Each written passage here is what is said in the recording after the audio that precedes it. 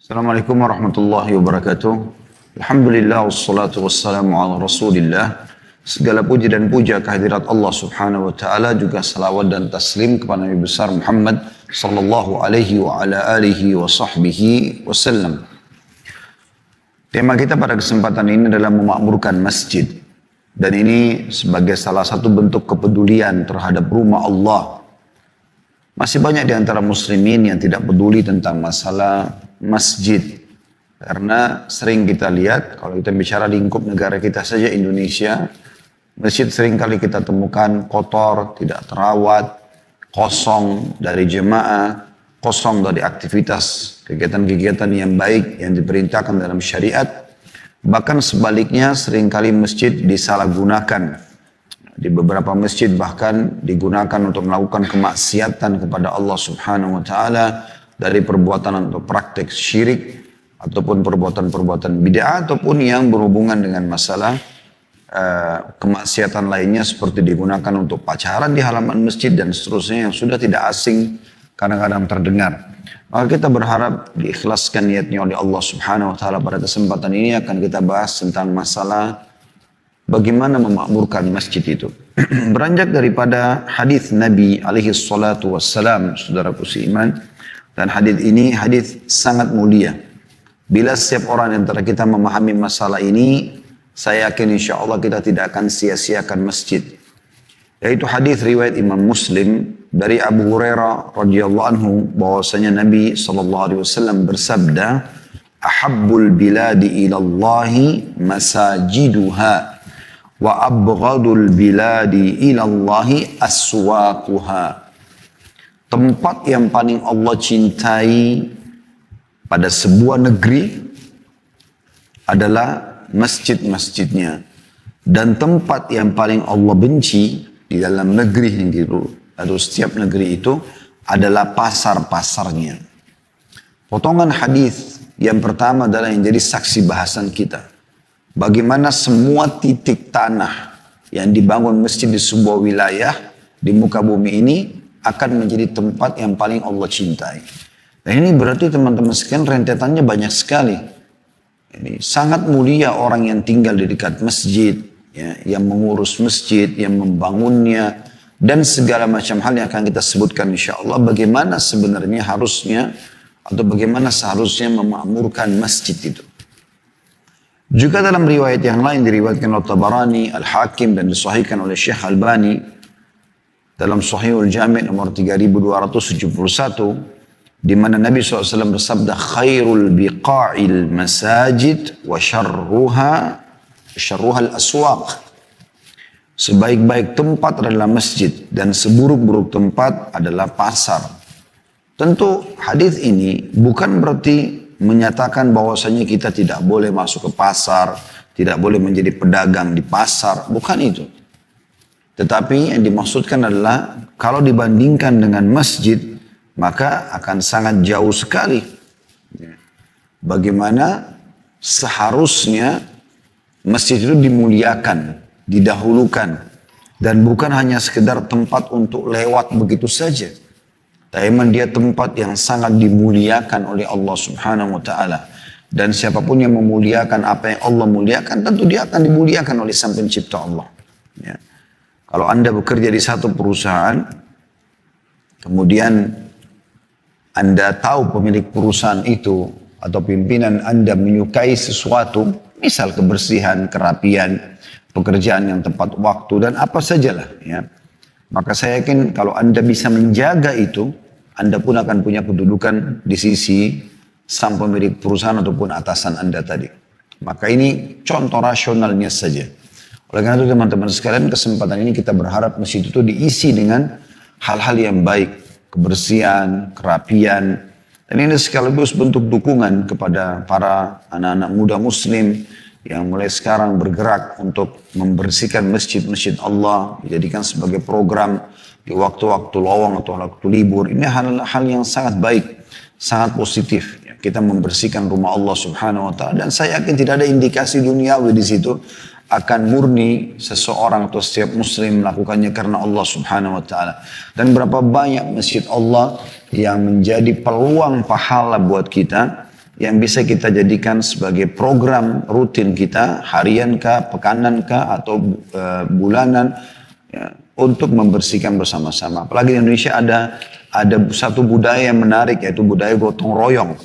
Ya, di waktu-waktu libur biasanya gotong royong membersihkan komplek perumahan, membersihkan rumah sekitar, mungkin got, mungkin halaman, mungkin pagar, mungkin apa saja, termasuk tempat ibadah, yaitu masjid, yang merupakan rumah Allah Subhanahu wa taala. Ingatlah, tadi sudah kita buka penyampaian kita ini dengan hadis Nabi sallallahu alaihi wasallam tadi yang mengatakan bahwasanya sebaik-baik tanah lokasi yang ada masjidnya.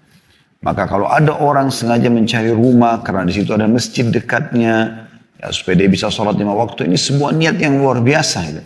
Apalagi orang yang sengaja mewakafkan tanah kemudian membangun masjid. Ini punya keutamaan tersendiri. Salah satu bentuk makmurkan masjid yang terbesar adalah tadi, yaitu membangunnya dan juga merawatnya. Allah berfirman tentang masalah masjid ini di dalam surah Jin ayat 18. A'udzu billahi minasyaitonir rajim. Wa annal masajida lillahi fala tad'u ma'allahi ahada. Sesungguhnya masjid itu adalah kepunyaan Allah. Walaupun yang bangun kita manusia, tapi begitu kita niatkan masjid, maka dia menjadi miliknya Allah. Rumah Allah dinamakan. Maka jangan kamu menyembah seseorang di dalamnya selain Allah. Jadi ayat ini menjelaskan tentang masalah bagaimana kedudukan masjid pada saat sudah diwakafkan untuk masjid, maka dia akan menjadi milik Allah Subhanahu wa taala.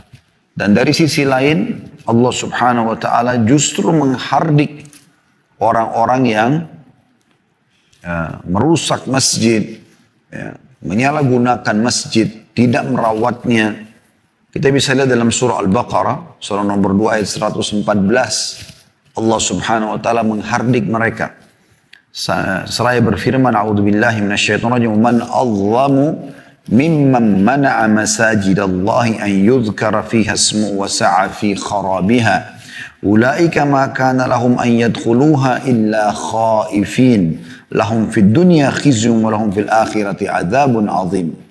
Yang artinya, dan siapakah yang lebih zalim, lebih aniaya, ya, daripada orang yang menghalang-halangi menyebut nama Allah dalam masjid-masjidnya dan berusaha untuk merobohkannya, merusaknya, mengotorinya.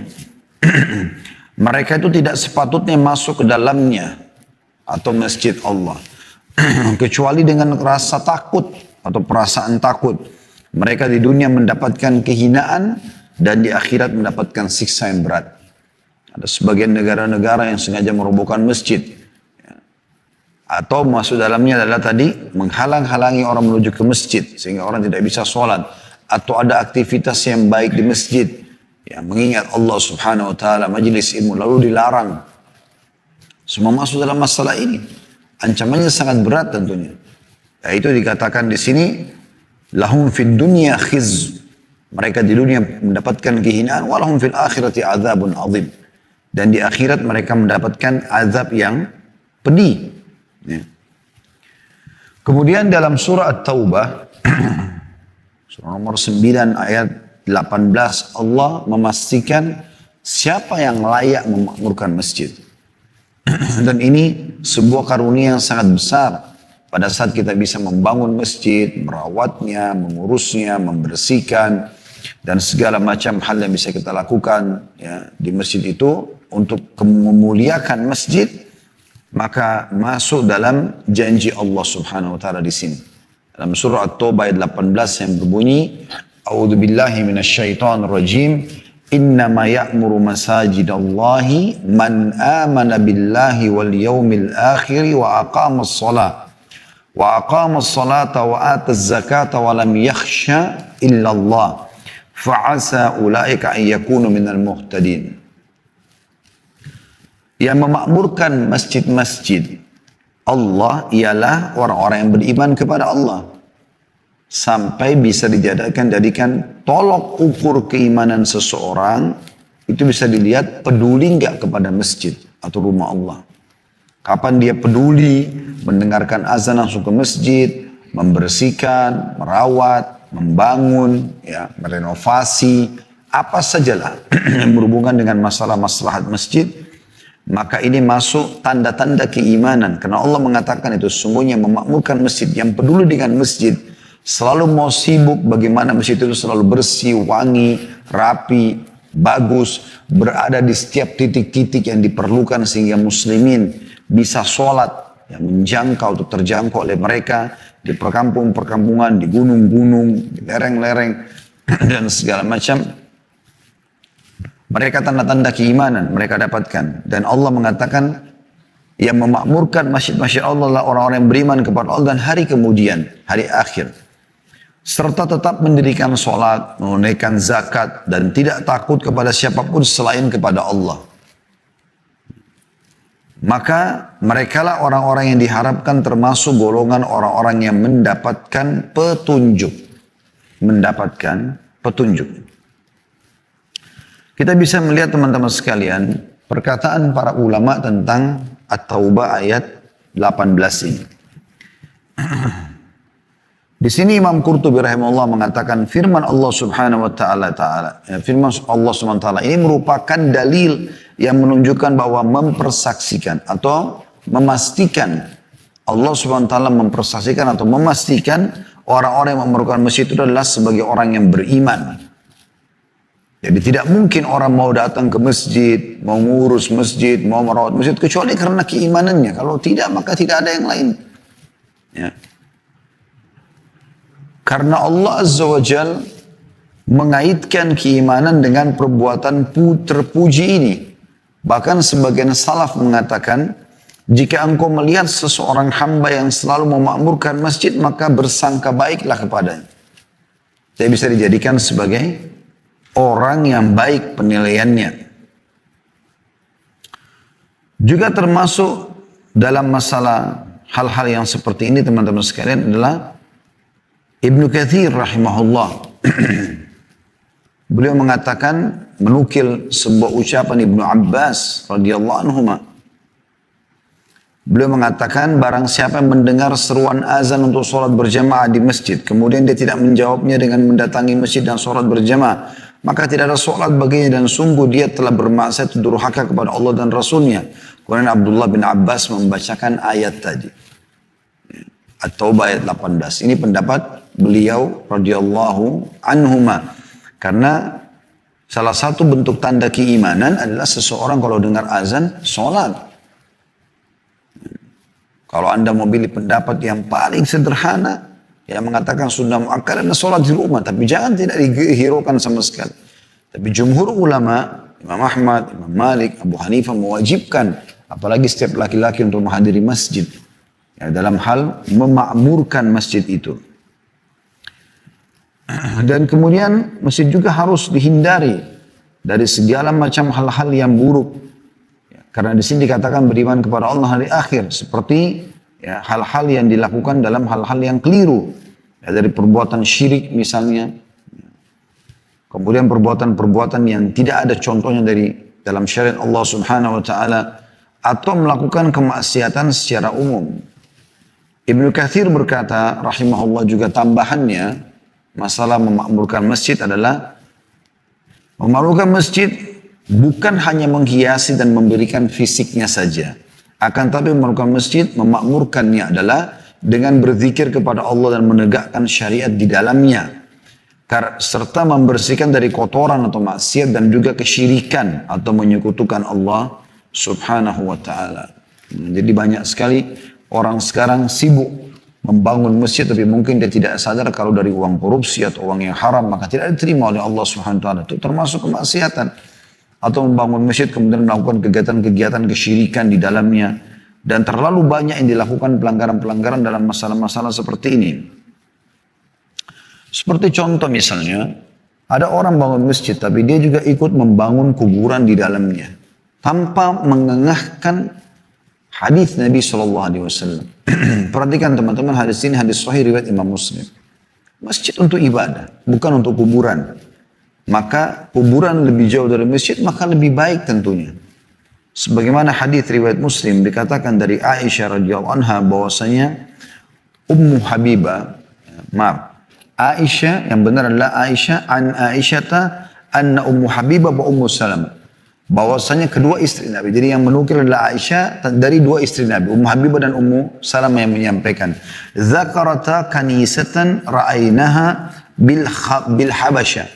Keduanya Ummu Habibah dan Ummu Salamah menyampaikan tentang kesaksian keduanya melihat gereja di Habasyah, di Ethiopia pada saat mereka sedang hijrah ke Ethiopia. Fiha tasawiru li Rasulillah sallallahu alaihi wasallam. Yang di dalamnya itu terdapat gambar-gambar dan sebagiannya berisi tentang gambar-gambar para rasul. Faqala Rasulullah SAW, inna ulaik idha kana fihim rajulus salihu famata banu ala qabri masjidah. Maka Nabi SAW waktu mendengar itu menyampaikan, sesungguhnya mereka-mereka itu, kan bicara tentang gereja, berarti orang-orang Nasrani. Mereka kalau ada orang soleh yang meninggal di antara mereka, maka mereka membangun di kuburannya tempat ibadah. Wasawwaru fihi tilkas suwar. Lalu mereka menggambar di dinding-dinding tentang orang soleh itu. Ulaika syirarul khalqi indallahi yawmal qiyamah.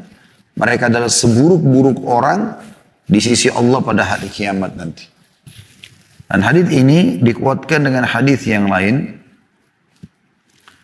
Diriwayatkan juga oleh Imam Muslim dari Aisyah radhiyallahu anha bahwasanya beliau berkata, qala Rasulullah sallallahu alaihi wasallam, Rasulullah SAW bersabda, fi maradhihi alladhi lam yakun minhu, yang beliau menyampaikan ini pada saat beliau sedang sakit yang membuatnya tidak bisa bangun lagi. Maksudnya sudah pada saat mau wafat ya.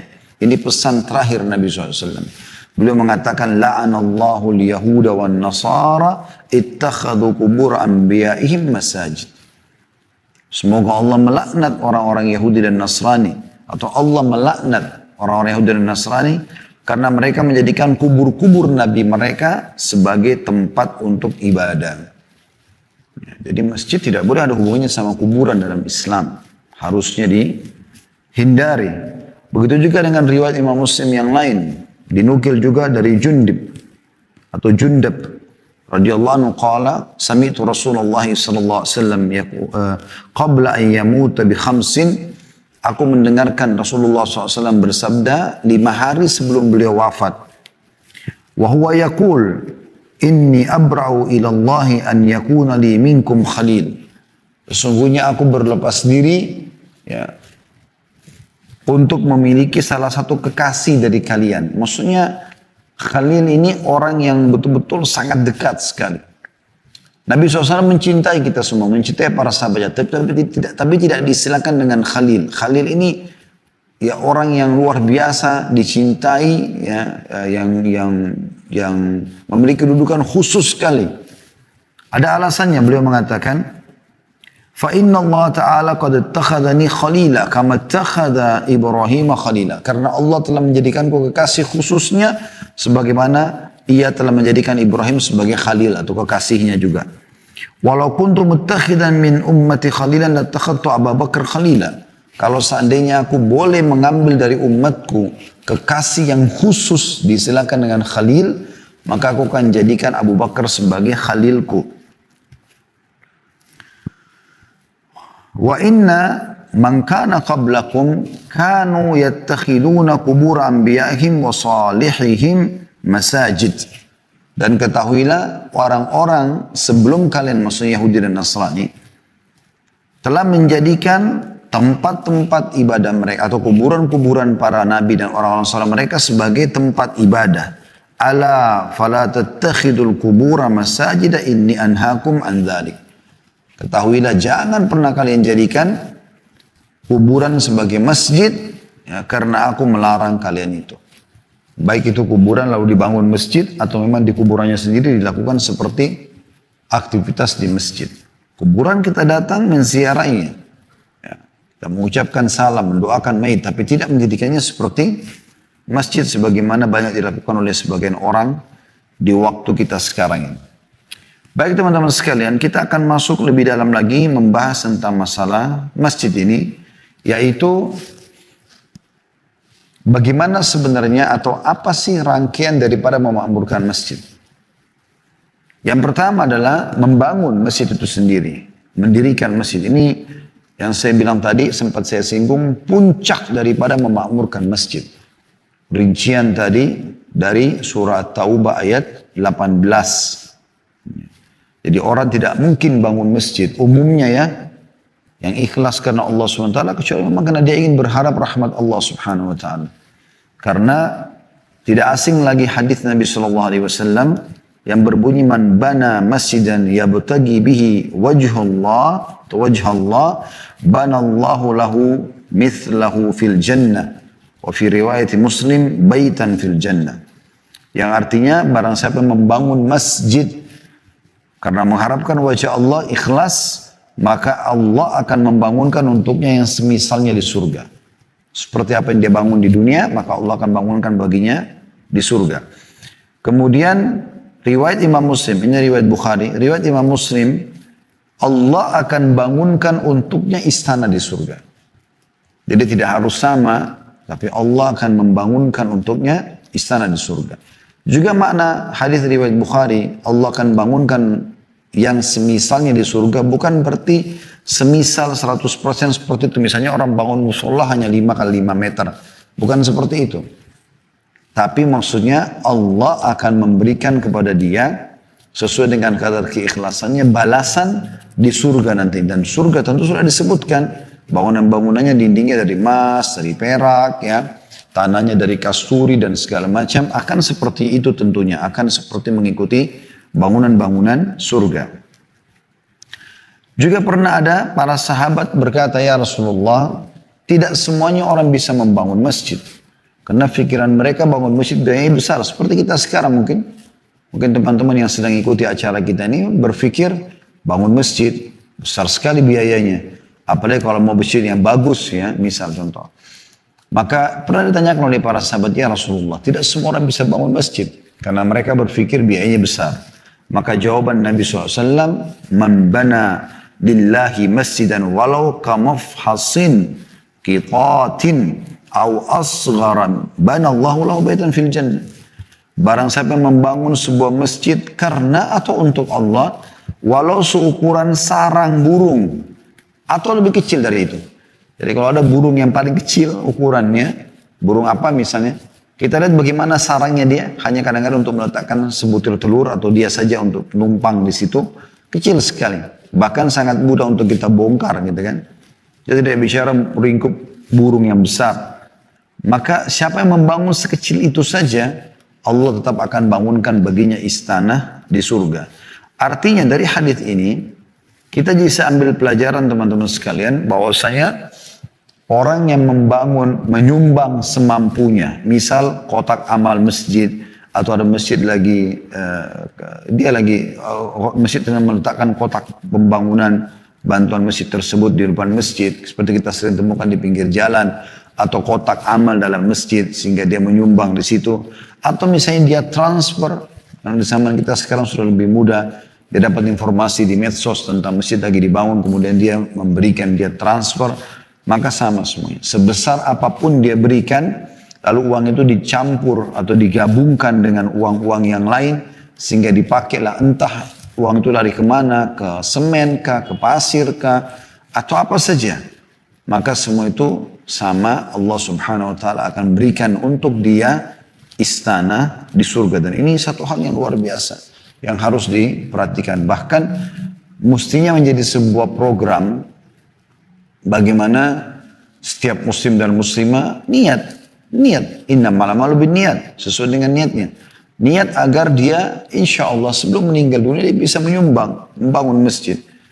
Atau paling tidak dia berusaha untuk memberikan di kotak-kotak masjid, ya, itu semampu dia. Jangan pernah lewatkan teman-teman sekalian kotak-kotak amal masjid yang butuh bantuan kecuali Anda menyumbang. Berapapun itu. Dan jangan juga pernah membatasi diri dengan sekali sumbangan. Ya. Karena setiap sumbangan ada pahalanya. Ada sebagian orang digoda oleh syaitan. Karena syaitan kalau tidak bisa membuat kita meninggalkan perbuatan baik atau melakukan kemaksiatan, maka minimal dia mengurangi dari perbuatan yang paling bagus, paling afdal kepada perbuatan yang di bawahnya, gitu kan. Misal contoh, syaitan bisa membisikkan Anda, ini kotak amal sudah 1 bulan di sini, saya sudah pernah nyumbang, sekali cukup lah. Kemudian dia lewatin saja tanpa menyumbang lagi, kecuali ada darurat, Anda tidak bawa duit, atau misalnya kalau mampir mungkin macet, nggak memungkinkan. Yang penting Anda pernah menyumbang. Tapi kalau ada kesempatan, Anda bisa mampir motor dan berapa detik sih, buka jendela mobil, ya, mampir motor sebentar lalu kemudian taruh. Kadang-kadang ada orang pengurus masjid duduk dari pagi sampai siang, ya, memegang jaringnya. Saya sering lihat itu.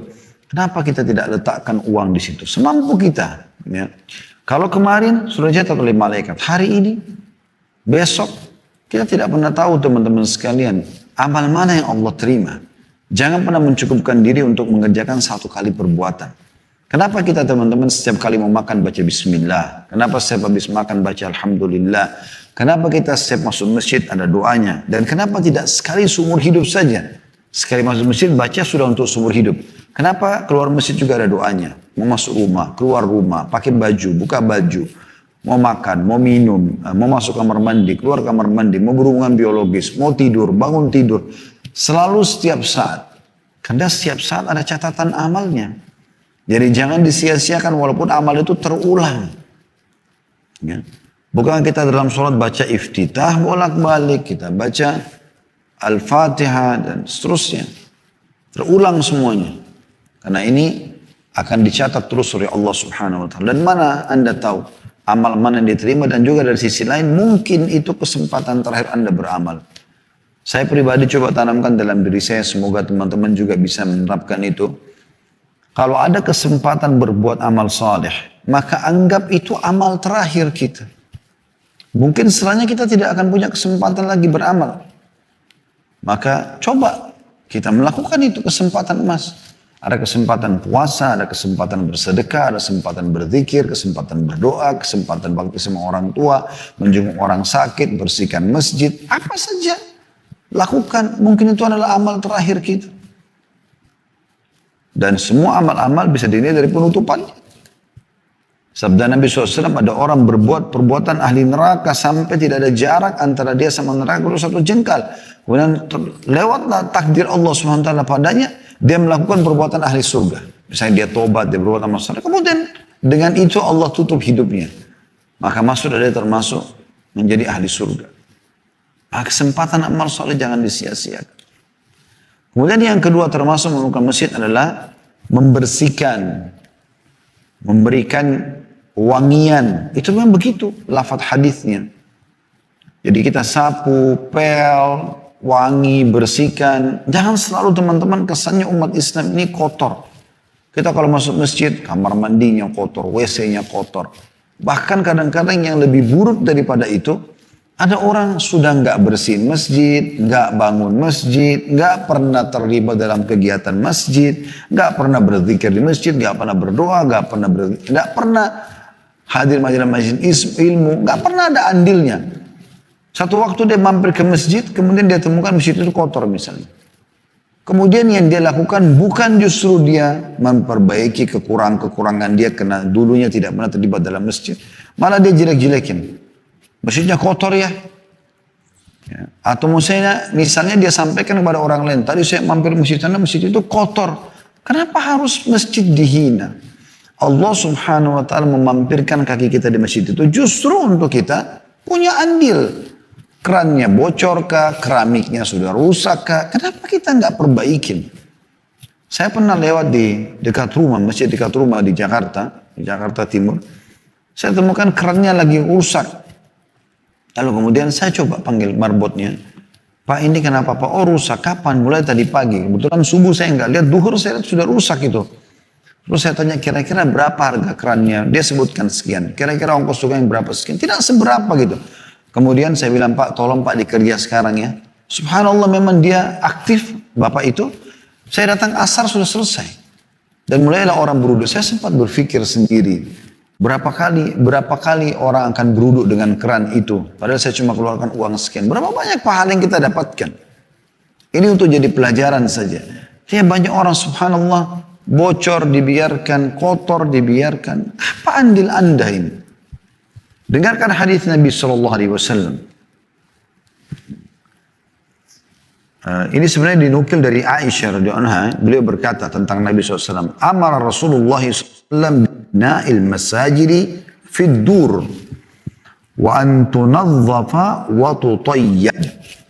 Sahih diriwayatkan oleh Abu Daud dan disahihkan oleh Syekh Albani. Artinya kata Ummul Mukminin Aisyah radhiyallahu anha, Rasulullah SAW memerintahkan untuk membangun masjid-masjid di perkampungan-perkampungan, lalu dibersihkan dan diberi wewangian. Dibersihkan dan diberi wewangian. Dalam riwayat lain, bahwasanya pernah Nabi SAW melihat setiap habis sholat ada satu ibu berkulit hitam. Nggak dikenal ibu ini.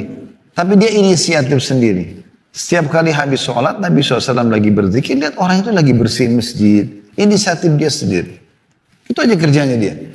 Sampai satu waktu Nabi SAW kehilangan dia. Artinya setelah sekian lama berjalan waktu, Nabi SAW pas habis sholat melihat tidak ada ibu itu. Lalu ditanya, mana ibu itu?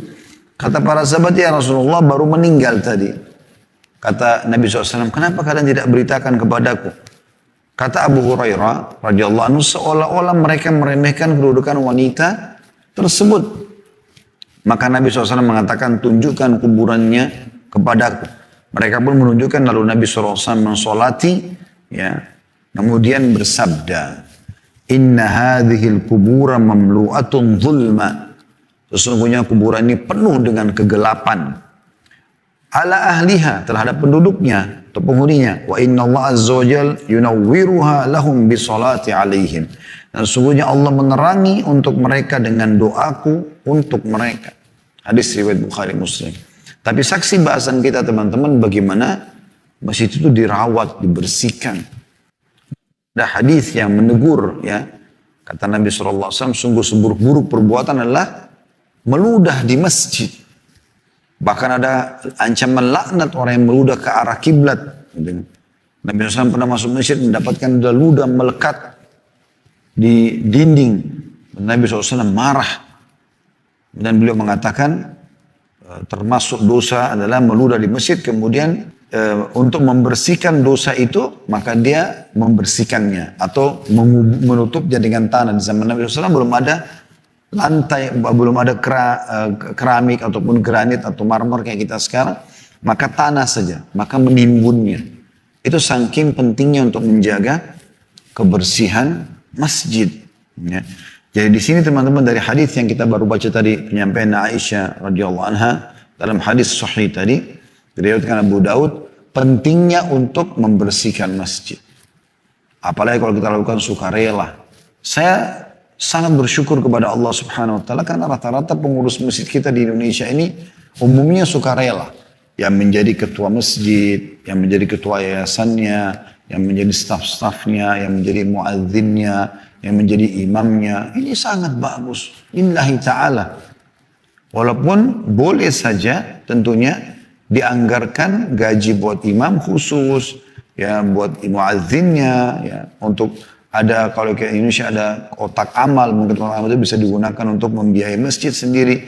Dan jauh lebih baik kalau setiap muslim, ya, tetangga-tangga masjid tersebut, tetangga-tangga rumah Allah ini, mereka justru yang peduli. Mereka menyumbangkan, ya, pembersih, pewangi, mereka terjun di hari-hari libur untuk membersihkan dan seterusnya. Ini termasuk amal yang mulia dan masuk dalam tadi makna tafsir surah At-Taubah ayat 18. Dinyatakan, dipastikan mereka beriman kepada Allah hari akhir dan juga mereka dipastikan akan mendapatkan keberuntungan. Yang ketiga yang harus dilakukan adalah tilawatul Quran, berzikir, majelis ilmu. Dan ini termasuk, ya, hal-hal yang harus dijaga di masjid. Jadi jangan masjid itu hanya sekedar untuk, ya, melakukan duduk-duduk, ngobrol-ngobrol kosong gitu kan. Bahkan saya pernah mampir di salah satu lembaga di kota Makassar ini. eh, tidak usah saya sebutkan lembaga apa, kemudian saya pas azan duhur, saya masuk ke masjidnya. Nah di masjid itu, subhanallah begitu saya masuk pemandangan yang tidak nyaman gitu. Karena para petugas-petugas atau pegawai yang ada di situ, mereka kumpul laki-laki sama perempuan, terus perempuannya itu ada yang tiba-tiba bukan musola, bukan di tempat perempuan yang tertutup dengan hijab ya. Jadi di tempat itu, masjid itu atau kita bisa katakan musola sebenarnya, tapi dia bentuk seperti masjid. Itu ada yang sambil tengkurap, ada yang main handphone, ada yang ketawa-ketawa sama teman laki-lakinya. Pemandangan yang tidak nyaman, sepintas gitu saya sempat melihat. Gitu. Ini satu hal yang disayangkan sekali. Masjid bukan tempat untuk seperti itu. Ataupun ada orang yang sengaja mengotori masjid. Ya. Misal maaf dia flu, beringus, kotorannya main ditaruh, digosok di karpet. Atau dia bersin. Sunnah Nabi SAW teman-teman kalau orang bersin itu menutup. Dikatakan Nabi SAW perintahkan siapapun yang bersin dan terkadang maka tutuplah dengan atau ujung kain bajunya atau dia menggunakan sapu tangan, bukan dibiarkan dia bersin sehingga kena ke sejadah masjid, ke lantai masjid yang mungkin akan mengganggu orang lain. Ya. Karena salah satu yang dilarang adalah mengganggu orang lain di masjid, nggak boleh. Sampai pernah Nabi SAW melarang orang yang makan bawang mentah belum digoreng atau belum direbus ya, sehingga mengeluarkan bau mulut yang kurang sedap. Nabi SAW melarang untuk mendekati masjid. Semuanya agar jangan sampai mengotori masjid ataupun mengganggu orang-orang yang sholat di situ. Ya. Jadi sebagai masuk masjid itu dalam kondisi badan kita bersih, wangi. Allah SWT perintahkan, ya bani Adam khudhu zinatakum inda kulli masjid. Wahai anak Adam, ambillah perhiasan terbaikmu pada saat kau menuju ke masjid. Baju terbaik, minyak wangi terbaik, kopiah terbaik, sejadah terbaik. Memang terbaik. Bukan untuk pamer-pamer. Tapi karena perintah Allah Subhanahu Wa Taala. Jangan karena mau sholat di masjid, bajunya itu aja terus. Ada orang mungkin 10 tahun, baju itu aja yang dipakai ke masjid. Seakan-akan tidak penting untuk pakai baju yang bagus ke masjid. Perintah Allah Subhanahu Wa Taala. Perintah Allah Subhanahu Wa Taala. Sejadah sudah sampai tua, robek-robek, dibiarkan. Kenapa nggak perbaikin? Mukena yang kotor dan segala macam hal. Maka ini harusnya diperhatikan. Dalam riwayat Imam Muslim, pernah baginda Nabi SAW bersabda pada saat melihat ada orang yang sempat di sudut masjid kencing. Orang Badui. Ya. Maka setelah meluruskan Badui tersebut, atau pada saat meluruskan beliau berkata, inna hadhil masajida la tasluhu li syai'in min hadzal baul. Sesungguhnya masjid ini tidak layak untuk kencing seperti ini. Jangan dikotorin, bau. Ada sebagian masjid sampai baunya nggak sedap. Bukan karena masjid tapi orang-orang yang tidak merawatnya. Dan ini tujuan kita membahas, salah satu tujuan kita membahas adalah ini. Agar kita mulai sekarang mewangikan masjid, menghidupkan masjid, ya, merawat masjid, pahalanya besar. Kata Nabi SAW, sesungguhnya masjid-masjid itu tidak layak atau tidak pantas digunakan untuk tempat kencing ataupun buang air besar. Tapi hanyalah ia dibangun untuk zikrullah. Zikrullah, berzikir, majelis ilmu, ya, berdoa, sholat dan membaca Al-Quran. Sholat dan membaca Al-Quran. Ini perintah, ya. Nabi alaihi salatu wassalam, dan ini harus diperhatikan teman-teman sekalian. Dan juga keutamaan orang menuju ke masjid tidak asing lagi. Kalau dia datang untuk sholat, karena kan Nabi SAW mengatakan tadi, masjid itu bukan untuk kemaksiatan, tapi untuk sholat, zikrullah, majelis ilmu, banyak sekali.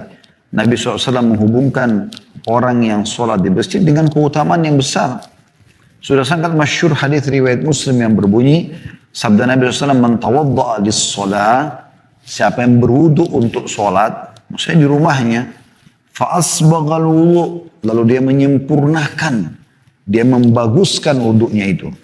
Thumma masya ila sholatil maktubah, kemudian dia jalan menuju ke masjid untuk sholat 5 waktu. Fa shallaha ma'an nasi au ma'al jamaah, lalu dia sholat bersama orang-orang atau secara berjamaah umumnya, au fil masjidi, atau dia sholat di dalam masjid, ya. Walaupun dia masuk masjid tinggal dia sendirian, gak ada orang, tetap dia sholat di masjid. Ghafarallahu lahu dzunubah. Allah akan maafkan kesalahan-kesalahannya. Masyhur sekali hadis itu. Ini hadis riwayat Muslim dan juga ada hadis yang diriwayatkan Bukhari Muslim. Ini hadis mulia sekali. Sekaligus menjadi motivasi agar kita selalu ke masjid. Tentu dengan seringnya kita ke masjid sholat 5 waktu, maka kita juga akan tahu mana yang kurang dari masjid, yang harus kita sempurnakan, mana yang kotor harus kita bersihkan, ya. Ini harusnya diperhatikan baik-baik, ya, supaya jangan sampai ada pelanggaran-pelanggaran yang terjadi. Ya, karena kata Nabi SAW, masyhur sekali hadisnya, Salatul jama'ati tafdulu salatul fadhi bisab'in wa 20 derajat. Salat, ya, wajib itu atau salat berjamaah itu akan mendapatkan kelipatan pahala 27 derajat dibandingkan salat sendiri.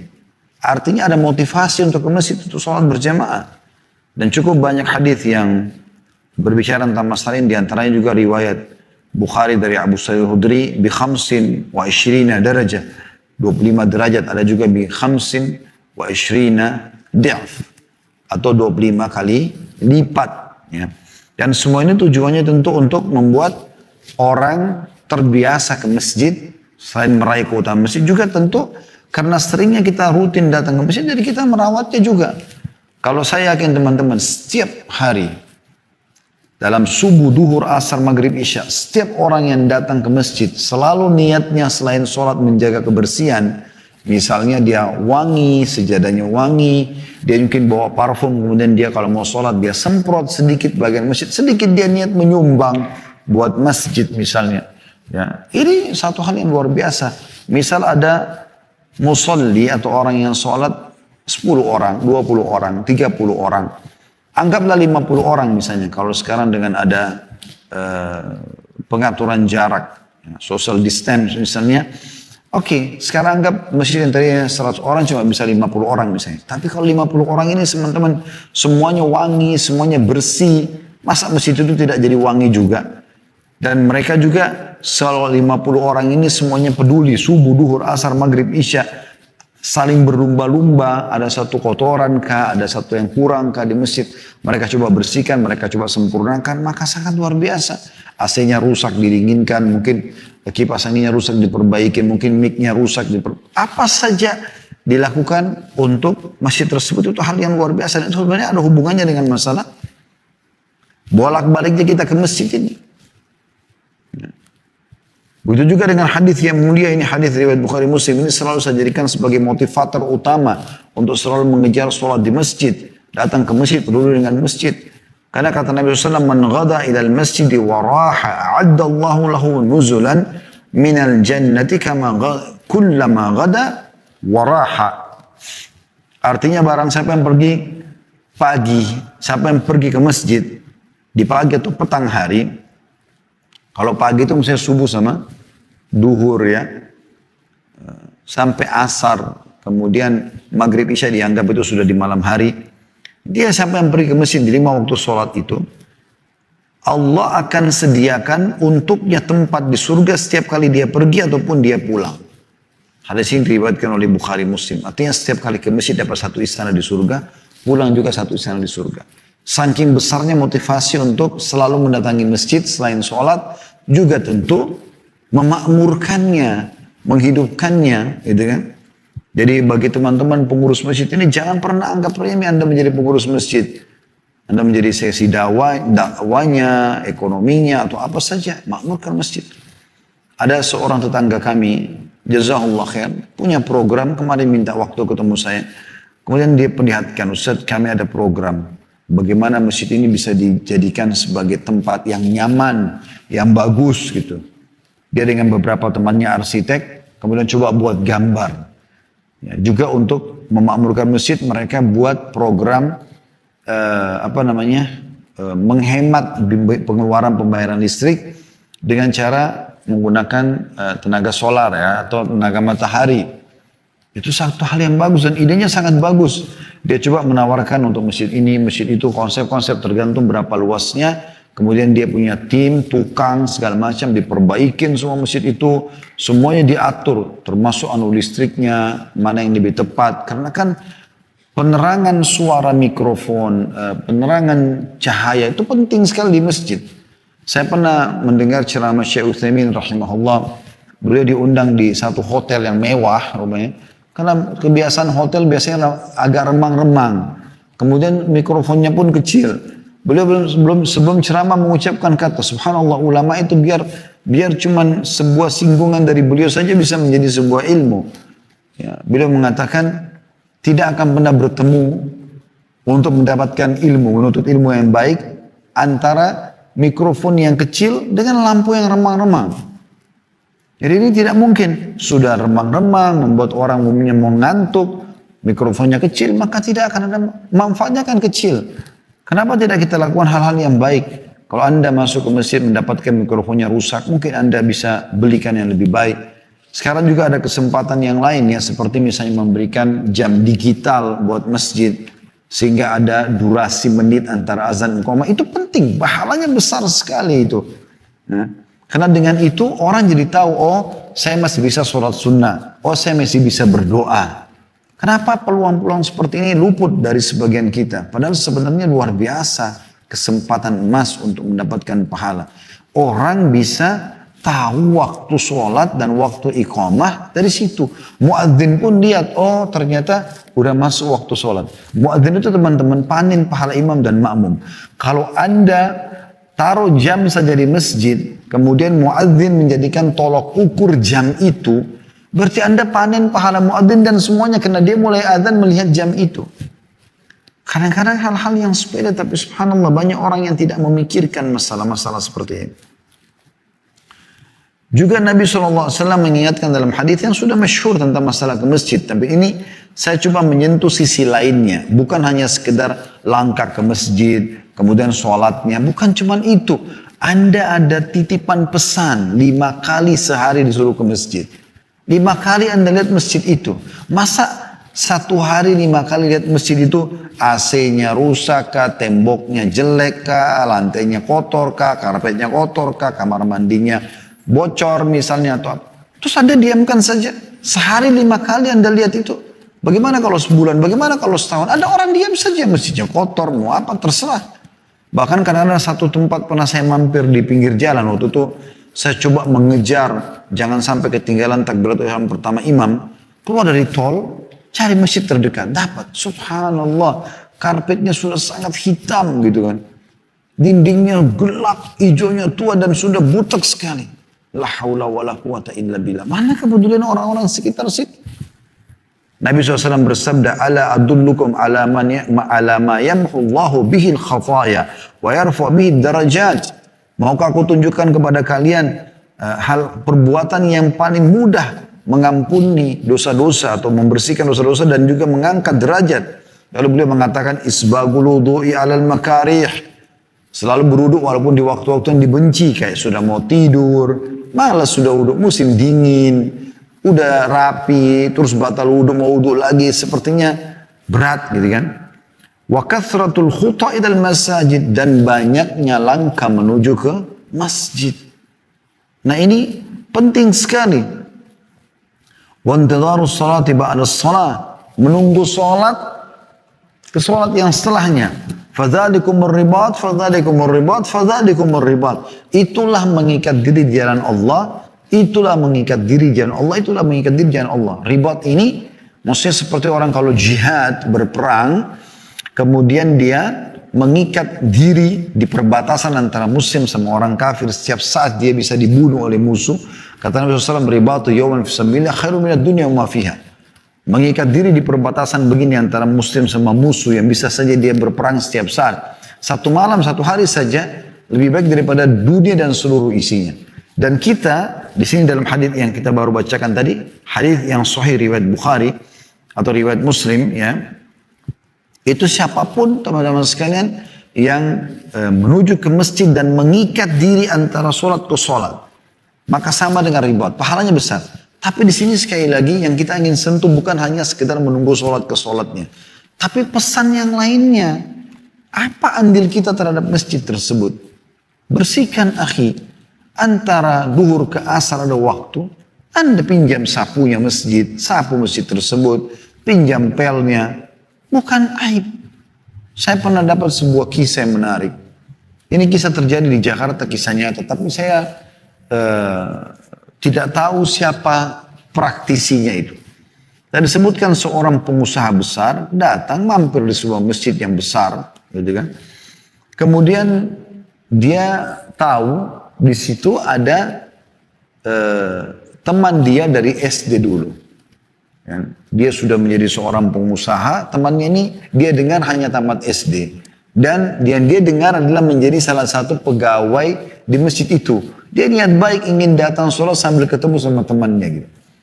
Ternyata pada saat dia datang temannya lagi pegang sapu, lagi pel, seperti seorang pegawai marbot masjid yang sedang bersihkan masjid tersebut. Setelah itu teman-teman sekalian duduk dan dia ngobrol, terus kemudian dia sudah senang ketemu sama temannya, lalu dia mengatakan, kenapa tidak cari pekerjaan? Dia bilang, alhamdulillah saya sudah bahagia. Dia tanya temannya seluruh masjid tersebut. Kemudian setelah itu dia bilang, saya punya pekerjaan, saya bisa bantu, saya gini, apalah segala macam gitu. Maka kata temannya yang menjadi pengurus masjid ini, dia bilang, tidak, saya sudah cukup dengan ini. Udah, temannya ini sudah putus asa untuk mengajak dia kerjasama, maksudnya untuk memberikan pekerjaan. Pada saat dia keluar, dia ketemu dengan seseorang yang perempuan di masjid itu lagi dagang atau apa itu. Terus kemudian dia tanya, siapa pemilik masjid ini? Tiba-tiba perempuan tersebut menunjuk temannya dia tadi yang dianggap tidak punya pekerjaan itu. Ternyata dia tidak tahu kalau temannya ini juga punya pendapatan dan akhirnya dia sampai membangun masjid tersebut dan dia sebagai pemilik masjid orang banyak tidak tahu. Dia pun tidak malu untuk menyapu dan membersihkan masjid tersebut. Dia mengurus masjid itu sendiri dan dia akan panen pahalanya. Itu contoh. Dalam poin ini juga masalah zikrullah, membaca Al-Quran, menghidupkan masjid dengan ibadah-ibadah seperti membaca Quran. Kita baca Al-Quran di masjid teman-teman sekalian. Kata Nabi SAW, وَمَا اجْتَمَعَ قَوْمٌ فِي بَيْتٍ مِّن بُيُوتِ اللَّهِ يَتْلُونَ كِتَابَ اللَّهِ وَيَتَدَارَسُونَهُ بَيْنَهُمْ إِلَّا نَزَلَتْ عَلَيْهِمُ السَّكِينَةُ وَغَشِيَتْهُمُ الرَّحْمَةُ وَحَفَّتْهُمُ الْمَلَائِكَةُ وَذَكَرَهُمُ اللَّهُ فِي مَنْ عِنْدَهُ. Dan tidaklah satu kaum berkumpul di salah satu dari rumah Allah, masjid, berkumpul. Insya Allah seperti kita misalnya berkumpul seperti ini, ya, untuk membaca kitab Allah, baca Al-Quran, apakah mentelawakannya atau mempelajarinya. Dan mempelajarinya, ya, membaca kitab Allah dan mempelajarinya. Di antara mereka, kecuali akan turun ketentraman kepada mereka. Teman-teman sekarang bisa rasakan dah kalau kita seperti ada ketenangan jiwa tersendiri. Ini bukan hanya begitu saja terjadi. Bukan hanya karena suasana masjid ini nyaman. Bukan hanya karena di sini dingin, sejuk, karena ada AC. Bukan. Allah subhanahu wa ta'ala menjanjikan melalui lisan Nabi Muhammad SAW ketentraman bagi orang yang duduk di masjid mempelajari. Dan juga rahmat akan menyeliputi mereka. Para malaikat menaungi mereka dan Allah akan menyebut-nyebut mereka di hadapan para malaikat di sisinya. Hadis sahih diriwayatkan oleh Imam Muslim. Kemudian juga dalam hadis yang lain, yang Nabi SAW berkata, hadis masyhur, hadis yang sahih. Beliau mengatakan, maukah seseorang di antara kalian, saya langsung terjemahkan saja, maukah seseorang di antara kalian menuju ke Buthan atau Akik? Buthan ini lembah di Madinah, Akik juga lembah. Jaraknya lumayan, agak jauh di antara keduanya. Tapi lembah ini di zaman Nabi SAW terkenal lembah yang tidak berpenghuni. Lembah Akik itu dihuni di zaman Utsman bin Affan. Jadi setelah Nabi SAW meninggal, Abu Bakar meninggal, Umar meninggal, baru zaman Utsman, baru kemudian penduduk Madinah melebar ke situ. Jadi dulu itu masih tempat yang asing dan jauh bagi mereka. Bagi teman-teman yang pernah ke Madinah, kalau lembah Akik itu pas berada di depan kampus kami dulu. Itu dikenal dengan lembah Akik, ya. Kalau Buthan sendiri saya belum tahu posisi pasnya, tapi yang jelas Nabi SAW mengatakan, maukah pada saat itu ya, seseorang dari kalian pergi ke Buthan atau Akik, kemudian dia mendapatkan 2 ekor unta besar, unta betina yang badannya sudah berwarna kemerah-merahan. Maksudnya ini unta yang paling mahal. Ya, naqataini qaumawaini, ya, unta yang besar, yang betina yang induk dan juga sudah badannya kemerah-merah. Ini unta yang subur gitu kan, yang paling mahal. Tanpa ada maksiat, bukan mencuri dan juga bukan memutus silaturahim. Kata para sahabat, tentu ya Rasulullah. Siapa yang tidak mau? Dia pergi ke Butan atau Akik, dekat tinggal jalan kaki. Kemudian saya dapat unta liar, nggak ada pemiliknya. Lalu kemudian dia bawa pulang. Tiba-tiba tiap hari dapat 2. Kata Nabi SAW, seseorang di antara kalian menuju ke masjid. Masjid yang disebutkan. Lalu membaca 2 ayat Al-Quran. Lebih baik daripada 2 ekor unta. 3 ayat lebih baik daripada 3 ekor unta. 4 ayat lebih baik daripada 4 ekor unta. Dan begitulah kelipatannya. Qul huwallahu ahad itu 4 ayat. Bismillahirrahmanirrahim. Qul huwallahu ahad, Allahus samad, lam yalid wa lam yulad wa lam yakul lahu kufuwan ahad. Kita sekarang lagi baca di masjid ini, berarti sama dengan 4 ekor unta nilainya. Bagaimana kalau kita baca sekian banyak ayat dalam Al-Quran, ya? Itu penting sekali. Dan ada hubungannya dengan masalah masjid. Dan sekali lagi, berarti selain mengikat diri untuk ke masjid sholat 5 waktu, menunggu sholat dengan sholat, hadiri majelis ilmu, membaca Al-Quran di masjid. Semua ini bukan hanya sekedar pesan itu pesan intinya, tapi ada pesan tambahannya. Berarti kita disuruh selalu melihat masjid itu karena tempat kita beraktivitas. Sholat, baca Quran, hadir majelis ilmu, berzikir, berdoa. Artinya apa yang kau lakukan buat masjid itu? Lakukan sesuatu. Perbaikin, bersihkan. Ya. Juga dalam hadis yang lain yang diriwayatkan oleh Ibnu Majah, Al-Baihaqi dalam Syu'abil Iman. Dan ini disahihkan oleh Syekh Albani. Kata Nabi SAW, man ja'a masjidi hadha lam ya'ti illa li khairin yata'allamu au yu'allimu fahuwa bimanzilatil mujahidi fi sabilillah wa man ja'a li ghairi dhalika fahuwa bimanzilatil rajul yanzuru ila mata' ghairihi. Nabi SAW kasih perumpamaan untuk para sahabat. Beliau mengatakan, barang siapa datang ke masjidku ini tidak lain kecuali untuk mempelajari kebaikan atau mengajarkannya. Kalau datang ke masjid untuk belajar atau mengajar. Seperti kita sekarang tentunya, insya Allah niatnya kita mengajar dan juga belajar ya. Maka kata beliau SAW, maka dia bagikan mujahid di jalan Allah. Seperti orang pergi jihad, pahalanya besar sekali. Gitu kan. Sedangkan yang datang untuk selain itu, hanya untuk kumpul-kumpul, ngobrol urusan dunia, gak ada tujuannya untuk ibadah kepada Allah SWT. Maka dia sama saja dengan orang yang melihat-lihat barang orang lain. Artinya tidak ada manfaat.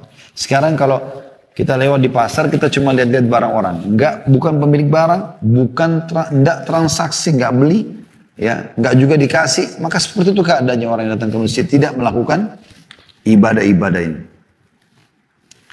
Begitu juga dengan masalah menuju ke majelis ilmu. Mudah-mudahan insya Allah kita termasuk sini. Ikhlaskan niat ikhwas sekalian. Rahimana rahimakumullah. Bagaimana kata Nabi SAW, man kharaja fi talabul ilmi fahuwa fi sabilillah hatta yarji'.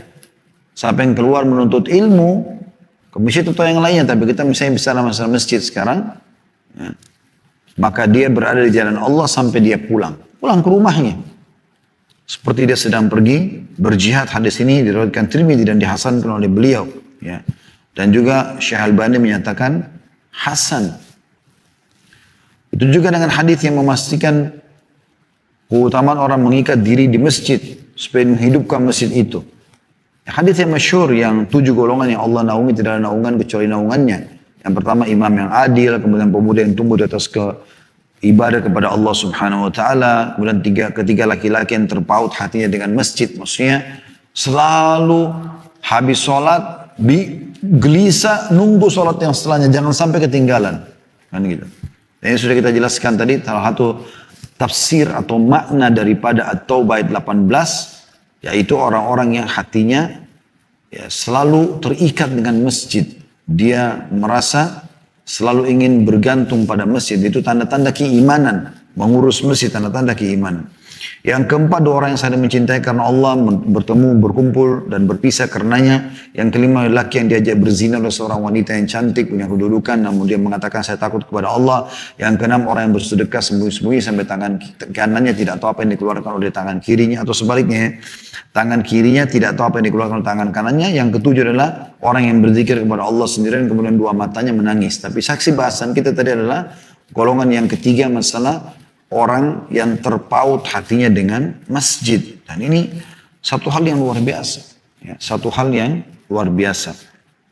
Jadi ini yang seharusnya bisa diperhatikan dalam masalah masjid ini. Semoga insya Allah ini bisa memberikan manfaat kepada kita semua tentang bagaimana kita memakmurkan masjid tersebut. Ya.